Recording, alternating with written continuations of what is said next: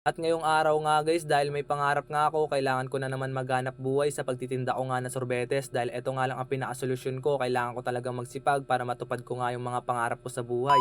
Yo, ako si Rodel, mahirap lang pero may pangarap. At ngayong araw nga guys, nandito na nga ako sa lakuan ko para magtinda nga ng sorbetes. Tagsasampu tayo, no?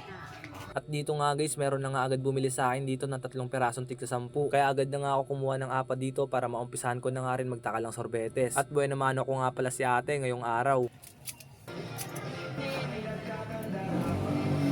At dito natapos na nga ako magtakal ng sorbetes, kaya agad ko na nga itong binigay kay ate. Maraming salamat nga ulit sa kanya sa pagbili niya nga sa akin ng sorbetes. At dito bigla nga ako napatingin sa panahon dahil parang uulan. Siguradong pag umulan to ngayong oras ay tutumal na naman yung paninda ko. Kaya umalis na nga kaagad ako doon kung saan nga ako unang pumesto. At least in case na umulan ay nakaikot na nga ako. Dito huminto nga muna ako saglit. May nakita kasi ako dito mga estudyanteng nagpa-practice. Baka kasi bumili sila sa akin ng sorbetes, kaya huminto muna ako dito saglit para mag-bell.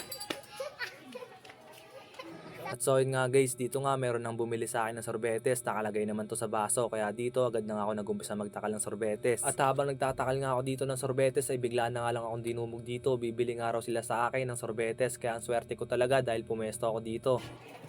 Ano ba, may sa'yo? At dito nga natapos ko na yung unang bumili sa akin ng sorbetes, kaya agad ko na nga itong binigay kay tatay. At dito nga guys, yung sumunod nga na bumili sa akin dito ay halagang 20 pesos nga, kaya agad na nga ako kumuha ng 4 na halagang 20 pesos. At kaya dito guys, inumpisahan ko na nga agad magtakal ng sorbetes.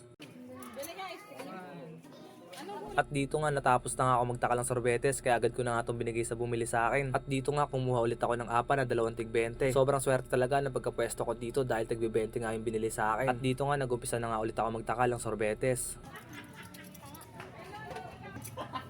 Maglagyan mo nga isang biskuit. Biscuit. Sa bata. Huwag natin. Huwag na po. Huwag na okay na po eh. Libre ko na yun eh. Sa akin libre na yun. Okay na. Kaya sumisikat yung bata. At dito natapos na nga ulit ako magtakal ng sorbetes, kaya agad ko na nga itong binigay ulit sa bumili sa akin. At dito nga guys, yung sumunod na bumili sa akin ay tagbi-20 nga ulit yung binili sa akin, kaya kumuha nga ulit ako ng 4 na tigbi-20. Grabe talaga ang swerte na pagkapwesto ko dito, kasi tagbi-20 yung mga binili nila. At kaya dito nagumpisa na nga ulit ako magtakal ng sorbetes. Pag naubos mo to. At so yun nga guys, natapos na nga ulit ako magtakal, kaya agad ko na nga ito binigay sa kanila. At dito nga guys, may sumunod nga ulit na bumili sa akin dito ng sorbetes, halagang 10 piso naman.